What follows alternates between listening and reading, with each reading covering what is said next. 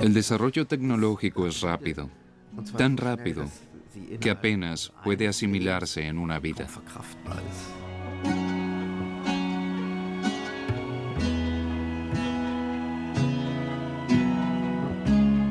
Hemos podido descubrir miles de nuevos yacimientos arqueológicos de todos los periodos.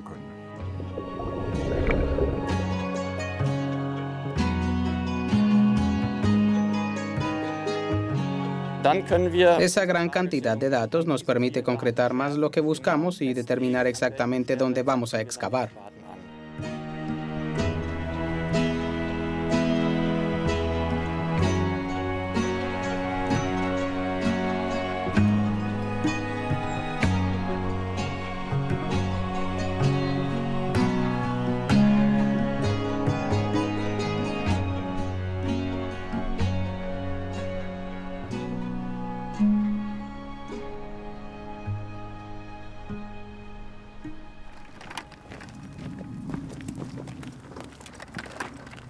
La tecnología ultramoderna a veces se presenta en arqueología como una antigua carretilla. Mientras las arqueólogas Ruth Boysen y Rosen Schott montan sus artefactos tecnológicos en un potrero, sus colegas preparan al lado otro dispositivo. Eso se parece más a la alta tecnología. Después de todo, el dispositivo geomagnético es tan pesado que tiene que ser tirado por un automóvil. Ambos dispositivos pueden hacer lo mismo, solo que uno es más grande y por lo tanto puede examinar una mayor superficie.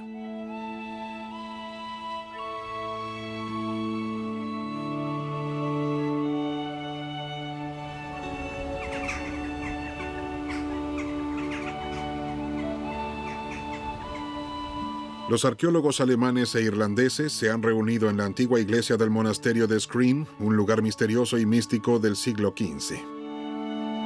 Pero las ruinas de la iglesia son realmente nuevas en comparación con las antiguas evidencias del área. Nos encontramos al noroeste de Dublín. La colina de Skryne se encuentra frente a la colina de Tara, el santuario nacional irlandés, un lugar de reunión de miles de años de antigüedad. En esta área también se encuentran las gigantescas tumbas megalíticas, monumentos únicos construidos alrededor del 3000 a.C. por seres humanos que no dejaron otra cosa que sus tumbas. Una reconstrucción digital da una impresión del interior de las tumbas, que a menudo están alineadas con datos astronómicos.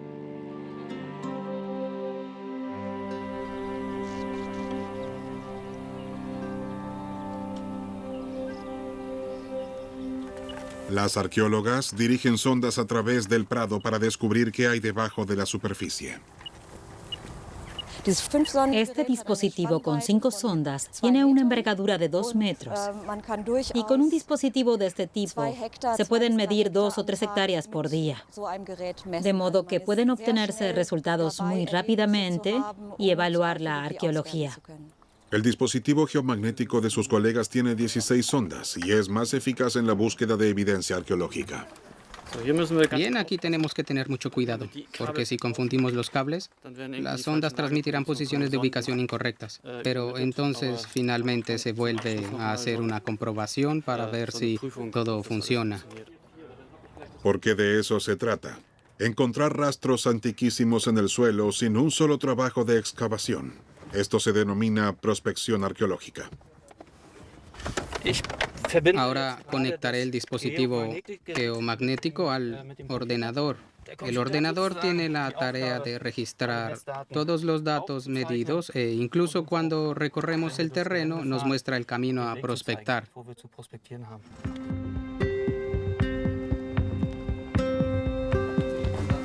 Con el dispositivo de 16 sondas pueden llevarse a cabo mediciones geomagnéticas del suelo, a menos que se atasque en las cercas.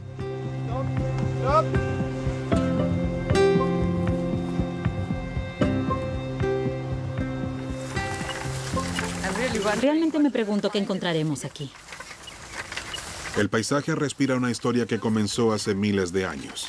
Las arqueólogas no solo tienen que ser expertas en historia, sino también hábiles con la tecnología. Hoy, excepcionalmente, las condiciones de trabajo les exigen, además, no tener miedo a los caballos que husmean curiosos.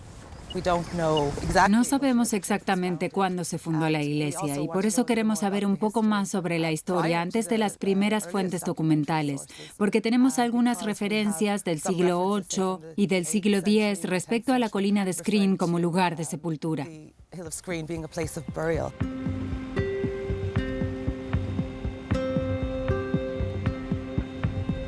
La cruz nos indica exactamente la posición donde estamos. Con la ayuda de los datos del GPS, las arqueólogas pueden dirigir su vehículo exactamente sobre el prado y así obtener su imagen completa del suelo. Las sondas que arrastran miden el campo magnético de la Tierra, que yace como un velo invisible sobre el suelo. Si hay muros o sepulturas, interfieren en el campo magnético modificando su estructura continua. Precisamente esto es lo que pueden medir las sondas. El ordenador registra estas interferencias. Aparece una estructura que desapareció hace mucho tiempo, una sombra del pasado.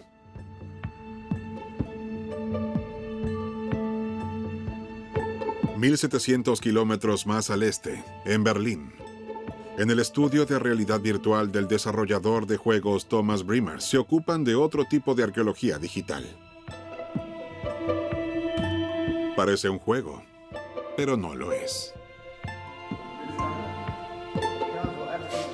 Los diseñadores de juegos trabajan junto con el arqueólogo berlinés Kai Kollmeier. Tecnología moderna para descubrir los secretos de la antigüedad. No hablamos el mismo idioma desde el principio, pero aprendimos muchas cosas asombrosas el uno del otro. Por ejemplo, que los hititas tenían una técnica de lectura muy extraña. Este de izquierda a derecha, este de derecha a izquierda, este de izquierda a derecha, nuevamente de derecha a izquierda. Y aquí otra vez de vuelta, ¿verdad? Sí, va como en líneas serpentinas. Es una locura. Los arqueólogos se han quedado anclados en los siglos pasados, y su metodología también.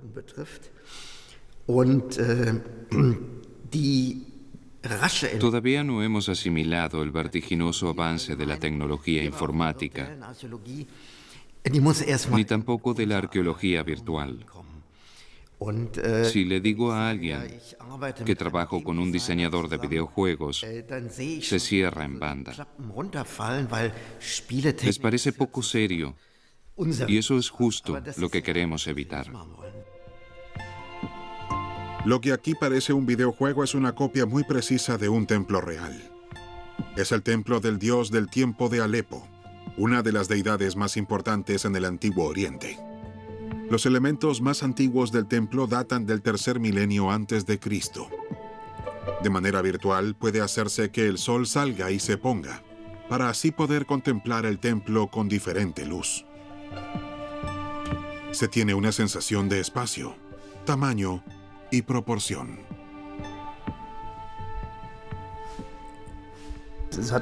Esto está lejos del hecho de que realmente estemos en este templo, pero al mismo tiempo, por supuesto que podemos valorar y ver las cosas de manera completamente diferente a como lo haríamos en un monitor de ordenador habitual.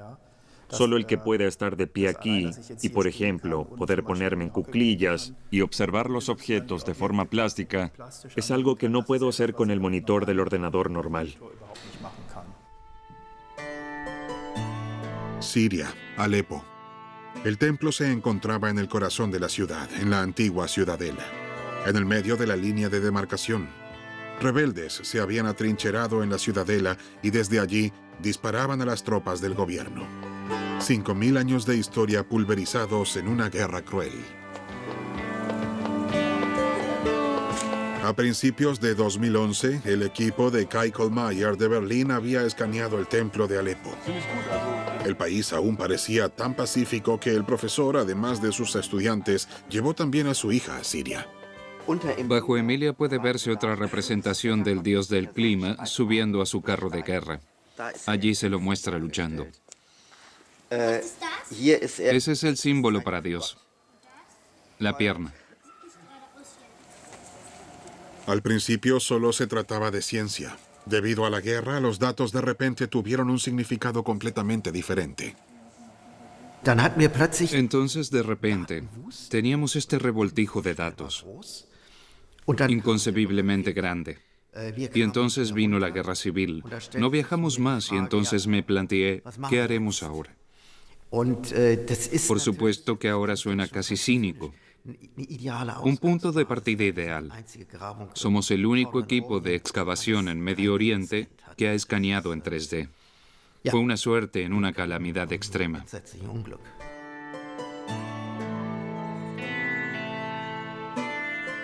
El templo fue muy destruido durante la guerra. Al menos ha sido conservado digitalmente. Los datos escaneados son tan precisos que en la realidad virtual las inscripciones pueden leerse incluso mejor.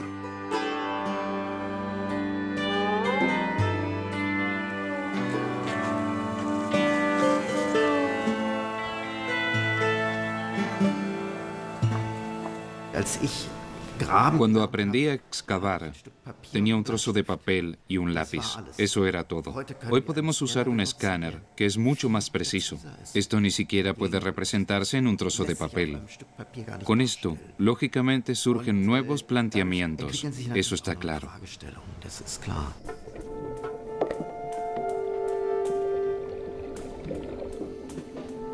Poder crear una copia exacta. Esto también les interesa a los arqueólogos de barcos de todo el mundo. Medir y esbozar restos de un naufragio bajo el agua son algunas de las tareas más exigentes y arduas de los arqueólogos de barcos. Y las condiciones no siempre son tan buenas como aquí, en el mar Báltico frente a Rügen.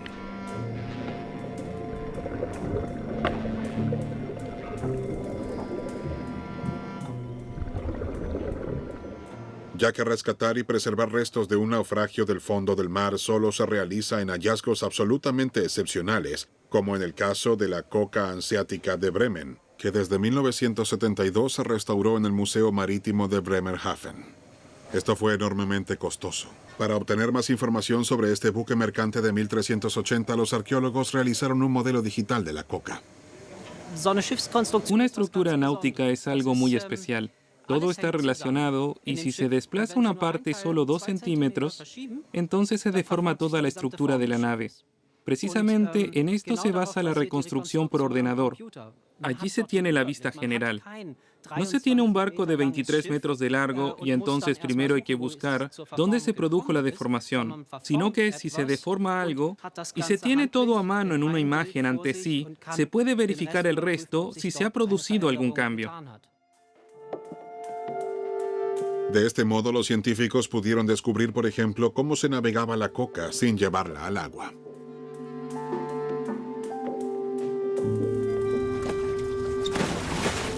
En el mar Báltico, frente a Rügen, se encuentran los restos de un naufragio que no vale la pena recuperar de este modo, pero de todos modos es interesante para la arqueología.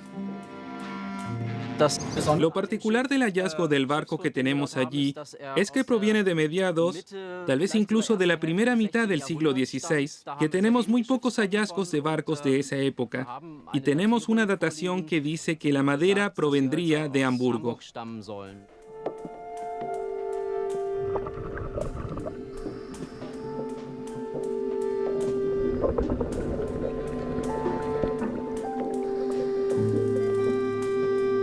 Incluso hoy ciertas sutilezas del barco aún se esbozan a mano bajo el agua, porque algunos pequeños detalles de esta forma pueden detectarse con mayor claridad. Sin embargo, el principal trabajo lo realiza una cámara especial. De cientos de imágenes se compone en el ordenador un modelo 3D del naufragio. El agua pobre en nutrientes del Báltico ha conservado perfectamente la madera. Sin embargo, la corriente ha desgastado los restos del naufragio hasta la base de la nave. Lo cómico es que, como buzo, nunca se ven así los restos del naufragio, porque la visibilidad no llega tan lejos. Un modelo así puede crearse, incluso si solo se tiene 30 centímetros de visión. Solo hay que tomar suficientes fotos que se superpongan. Entonces se puede ensamblar todo y de repente ves algo que nadie ha visto de ese modo. Por ejemplo, las piedras del lastre del buque de guerra, que aún están esparcidas en el fondo del barco. De lo contrario, la fragata no hubiese podido llevar los pesados cañones. Una de las piezas más magníficas del Museo del Arte Islámico de Berlín parece discreta y sin ningún esplendor. El mundo digital puede ayudar con esto. El último proyecto de Kai Kollmayer, una cúpula de madera tallada ricamente que originalmente se encontraba en el Palacio Nasrid de Granada, la mundialmente famosa Alhambra. En Berlín, por razones de conservación, la cúpula debe soportar pasar desapercibida. La cúpula, que se encuentra y puede visitarse aquí en Berlín, está mal iluminada. Ningún visitante puede imaginarla con las condiciones de luz en la Alhambra. Así que por un lado deseo reagruparla virtualmente, pero por otro lado también permitirle al Museo de Berlín que el visitante pueda ver dónde se encontraba esta cúpula y en qué contexto se hallaba. El banquero Arthur von Wiener trajo la cúpula a Alemania en 1891 con el permiso de las autoridades españolas. A Wiener le pertenecía originalmente un pequeño palacio en la Alhambra, que había comprado a un cantante de ópera español. Posteriormente donó el palacio al Estado español, pero conservó la cúpula para él. Por un tiempo decoró su mansión en Berlín antes de legársela al museo.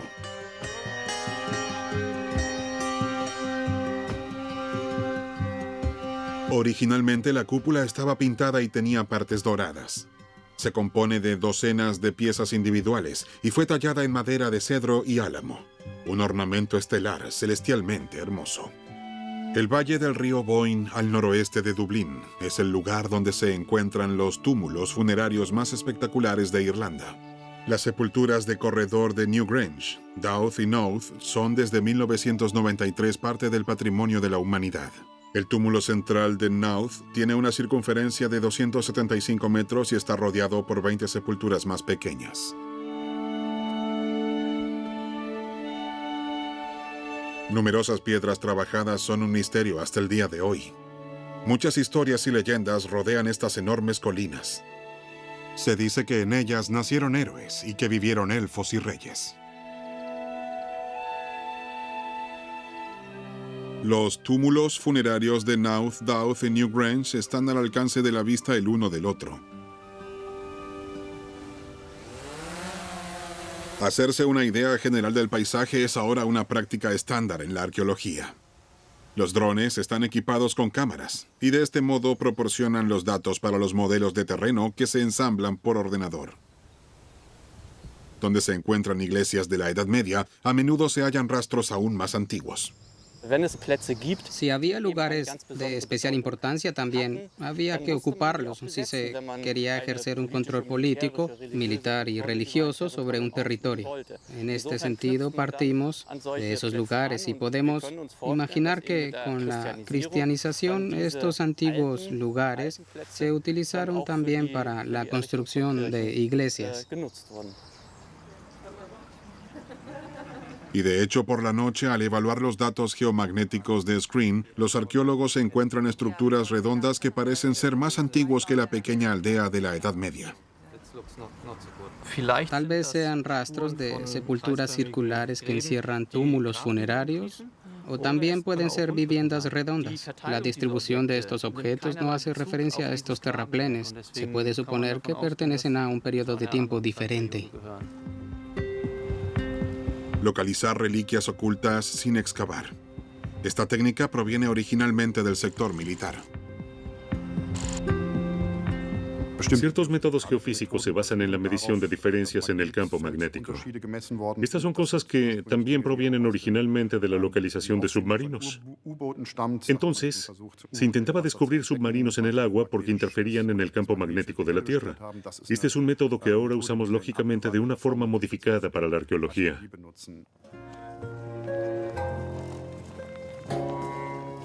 Axel Posluszny está rodeado de vestigios arqueológicos. Su lugar de trabajo se encuentra en Glauberg, cerca de Frankfurt, una meseta montañosa que ha sido habitada por el hombre desde hace milenios.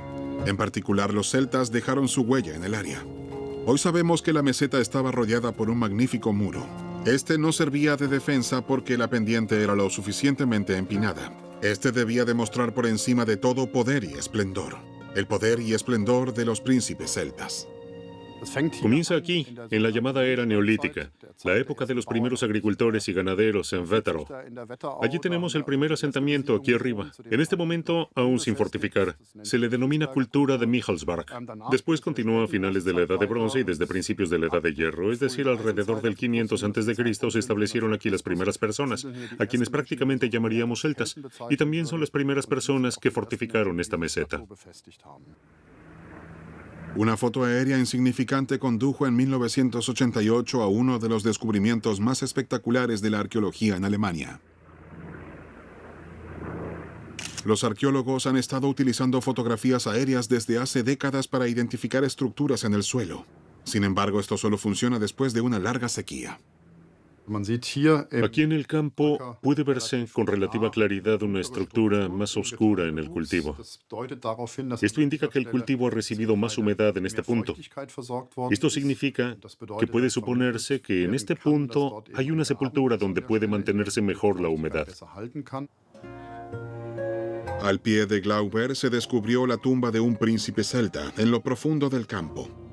El túmulo funerario del que formaba parte ya había sido removido desde hacía mucho tiempo. Ahora la enorme construcción ha sido rellenada nuevamente y se ha construido un museo detrás de la colina. Cerca de la sepultura se encontró una figura de piedra arenisca de tamaño natural. Esta figura estaba adornada con cadenas y anillos. Se encontraba en una sepultura junto con los fragmentos de otras estatuas. El príncipe celta. Un príncipe con una corona extraña que hoy nos recuerda a las orejas de Mickey Mouse. En la sepultura del príncipe celta se encontró una cadena de oro. La figura de piedra llevaba exactamente la misma cadena. Y así el visitante hoy puede tener la impresión de que el príncipe guerrero de piedra de Glauber es la imagen realista de un hombre que vivió hace más de 2500 años. Porque el cadáver en la sepultura también llevaba una corona tan extraña como la figura de piedra.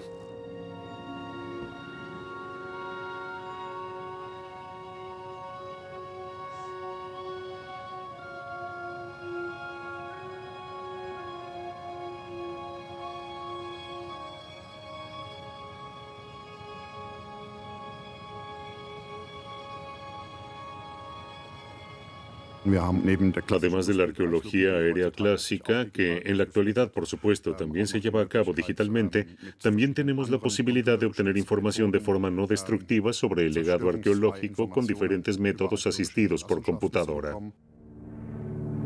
El método más importante es el denominado escaneo LiDAR.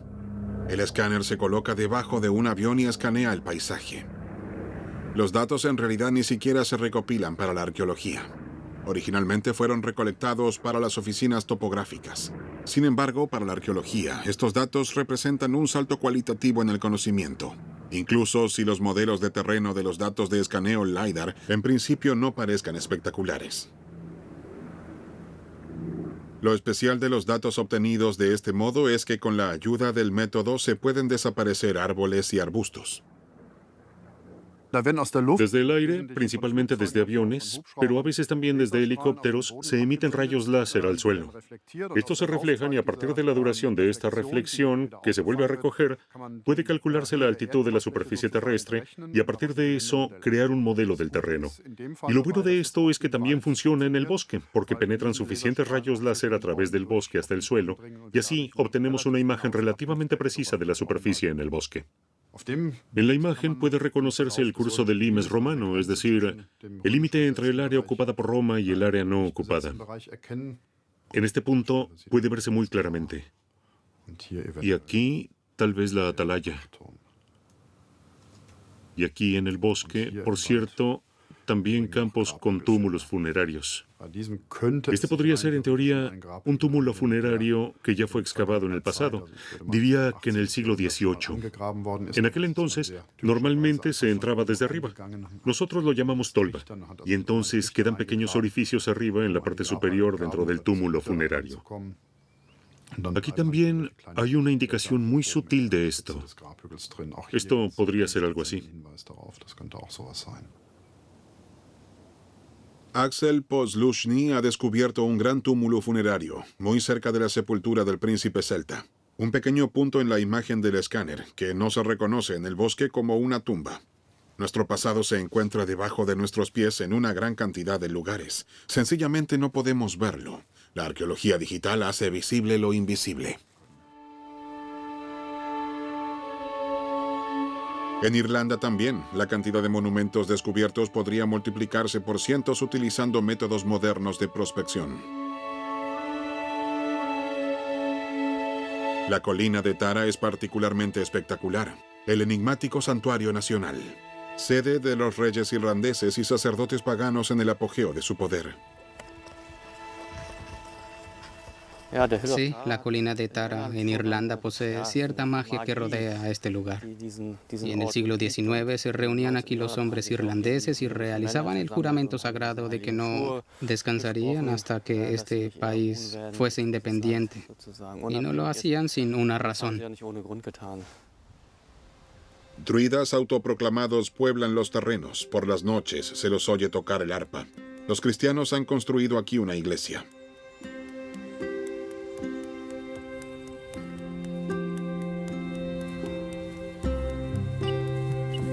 Ruth Boysen y Rosanne Schott recorren el prado sistemáticamente con el magnetómetro sobre la extensa meseta.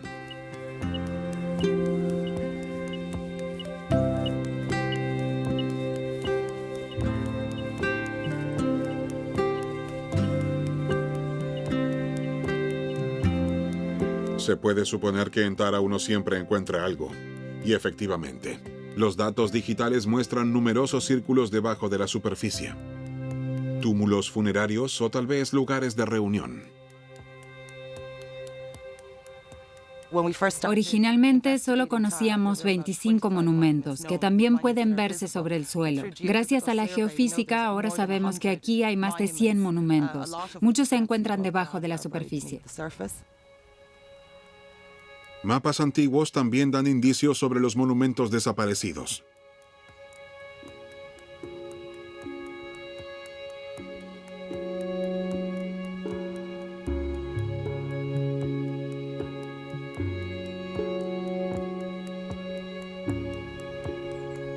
Los habitantes de Tara, que no tenían escritura, han escrito su historia en el suelo, creando un paisaje sagrado que debemos descifrar. Un profundo surco en el altiplano probablemente fue alguna vez una ruta procesional. Se distingue claramente con el escaneo LiDAR. Conduce directamente al santuario interior, el Rath Narith, un gran complejo de muros anulares. Esta es una ruta procesional que debía tomar el rey elegido para ser nombrado rey en la cumbre. A la izquierda y a la derecha de la ruta procesional se ha levantado un terraplén. De este modo, la mirada de quien camina por allí se dirigía a lo que era importante para el constructor. Curiosamente, hay una serie de vacíos a través de los cuales uno puede ver monumentos muy significativos, principalmente los túmulos funerarios. Por lo tanto, los constructores prehistóricos entendían algo de efectos visuales.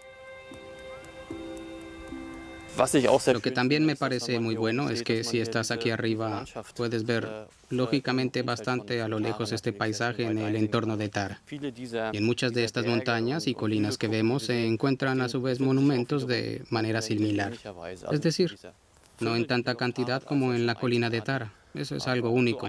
Pero hay monumentos individuales y probablemente hagan referencia entre sí. La colina de Ward es otro sitio con un misterioso santuario. Estudiantes de Dublín excavan en puntos definidos precisamente en la colina. La leyenda cuenta que en la colina de Ward se encuentra el origen de Halloween, la fiesta pagana del fuego en la noche del 1 de noviembre. Efectivamente, los estudiantes encuentran grandes cantidades de huesos de animales, como si la gente hubiera celebrado aquí grandes fiestas con suntuosas comidas. El arqueólogo irlandés Stephen Davis ha estudiado la colina.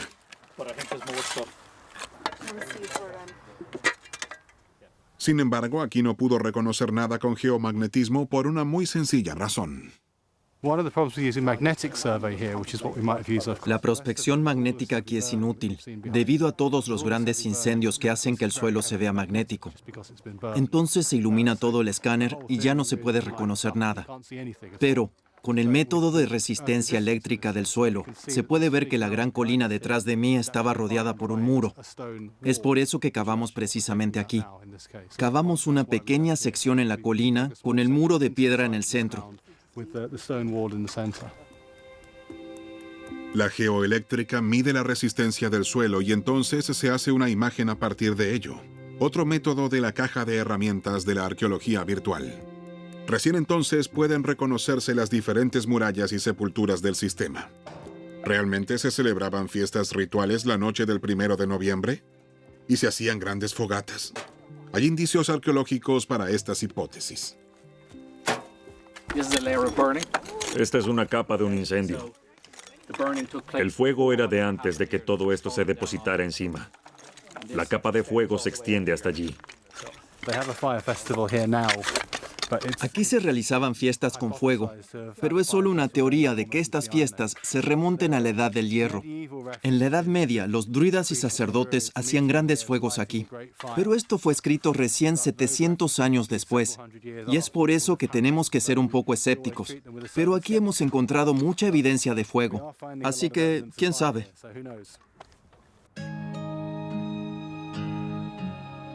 Además de las sepulturas y los lugares rituales, los constructores de estos complejos solo dejaron los cuerpos de sus reyes asesinados. Las momias de los pantanos se encuentran en el Museo Nacional Irlandés de Dublín. Las sepulturas y los cadáveres son los únicos testimonios de los primeros irlandeses, que aún no conocían la escritura. Así como en Tara, en la colina de Ward, también puede reconocerse en los datos digitales una ruta procesional, un camino que ya no es visible en los prados.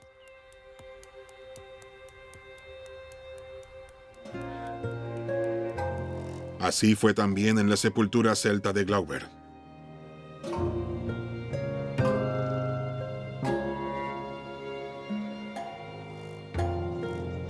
En Glauber no solo se ha reconstruido el túmulo funerario, sino también la ruta procesional que conducía a la colina.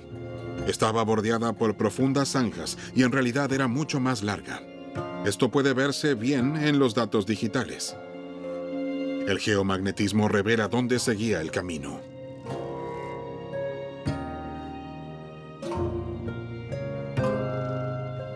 Ahora se sabe que el camino estaba bordeado por un alto terraplén, que en su base tenía hasta 12 metros de ancho. Recién cuando los visitantes giraban sobre el túmulo podían verlo. Los investigadores sospechan que la colina estaba incluso encalada.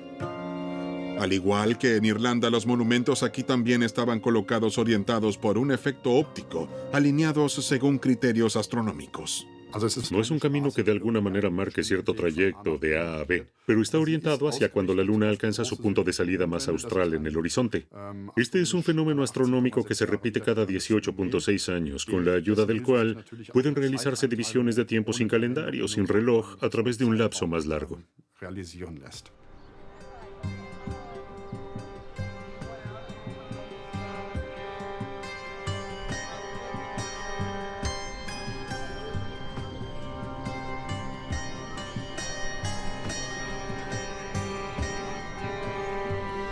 La Alhambra en Granada. Pocos lugares en Europa atraen a tantos turistas. Solo dejan entrar a 5.000 personas al día a este conjunto monumental. Las entradas se agotan por semanas. Para Kai Kohlmeier es un privilegio poder trabajar aquí.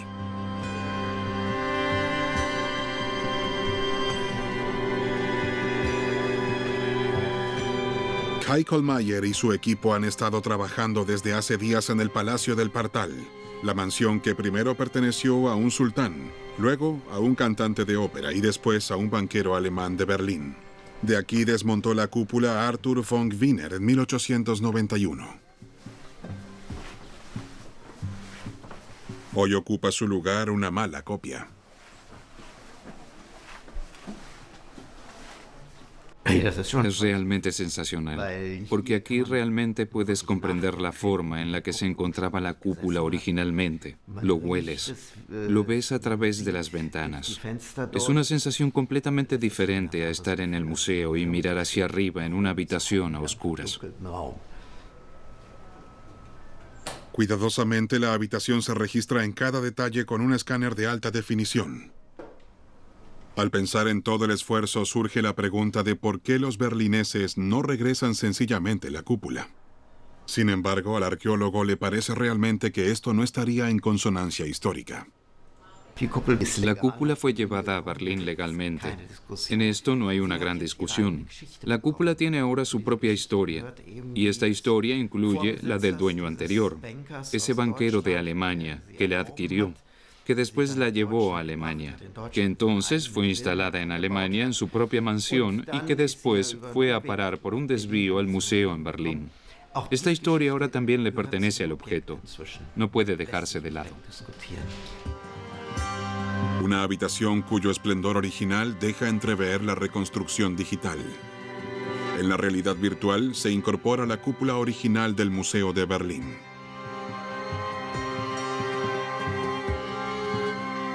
La cúpula de esta habitación era uno de los elementos más antiguos de la Alhambra. Probablemente fue tallada alrededor de 1320. Los 5.000 visitantes al día no podrán recorrer la pequeña habitación de la torre. El mirador privado del sultán con la preciosa cúpula permanecerá cerrado a los visitantes para siempre.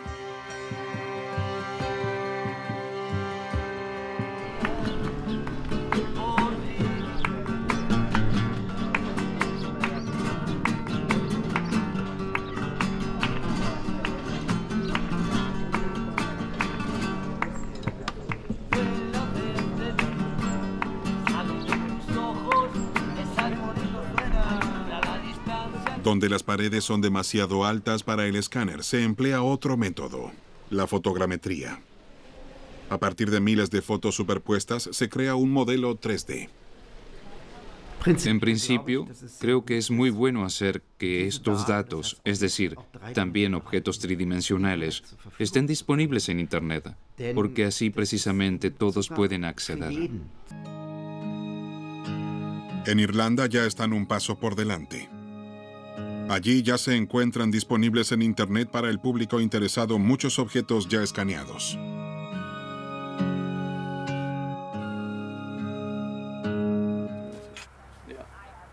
Antes de que los arqueólogos alemanes regresen a su hogar, toman algunas muestras más del suelo.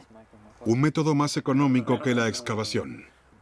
Los investigadores se encuentran en Daud, un área salpicada de túmulos funerarios prehistóricos y granjas medievales. Un cable atraviesa por el medio un pequeño asentamiento de la Edad Media. Los datos geomagnéticos evitan que los arqueólogos perforen por accidente una línea eléctrica en lugar de dar con una sepultura medieval.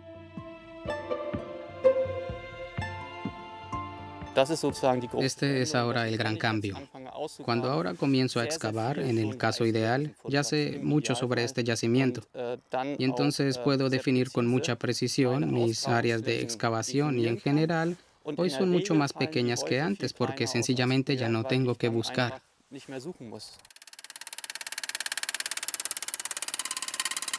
Los arqueólogos perforan en un punto donde sospechan que hay una fosa de desechos.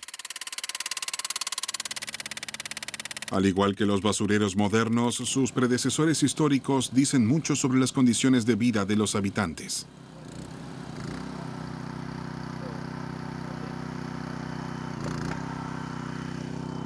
Puede reconocer de inmediato que los técnicos han encontrado el lugar correcto. Lo que ya se ve bastante bien aquí es la capa inferior que aún teníamos en el cabezal de perforación y contiene, por ejemplo, carbón vegetal. Entonces ya sabemos que todavía estamos en medio de la capa cultural. No me sorprende porque por el geomagnetismo sabíamos exactamente que en el lugar había una estructura que ya podíamos clasificar con relativa precisión. Si no lo hubiéramos encontrado, habríamos hecho algo mal en la medición, pero fue correcto.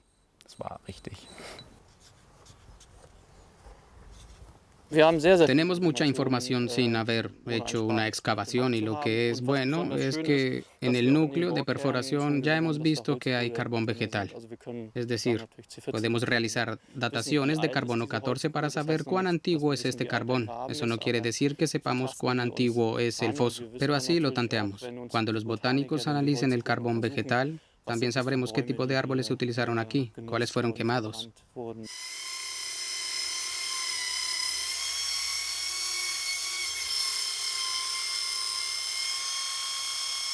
En Frankfurt se analizan más a fondo las muestras de suelo.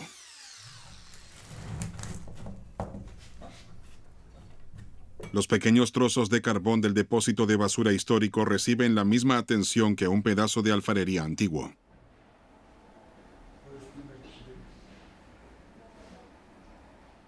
Finalmente, se somete al suelo a rayos X y por lo tanto se descomponen sus componentes químicos. Con esto, Knut Rassmann está especialmente tras las pistas de un elemento muy específico.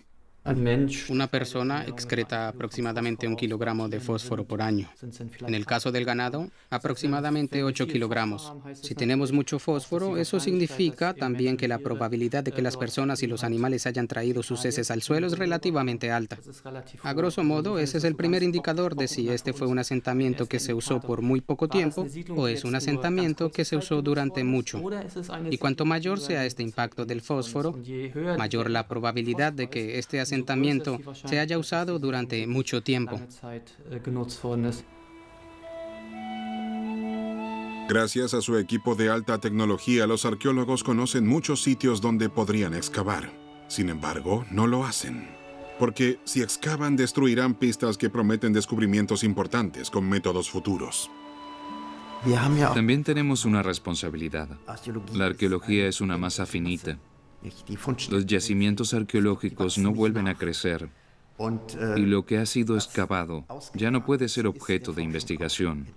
Desafortunadamente, esto es inherente a la arqueología en el transcurso de la excavación. La arqueología digital es el futuro de la investigación del pasado. Sin embargo, el arqueólogo no puede trabajar en la computadora. Estamos aquí en el paisaje y sentimos lo que constituye al mismo. Vemos la colina de Tara, vemos la topografía, lo percibimos todo. Y creo que eso no puede representarse en un mundo virtual. Es decir, son herramientas importantes que usamos, que también necesitamos, pero el arqueólogo tiene que estar en el sitio.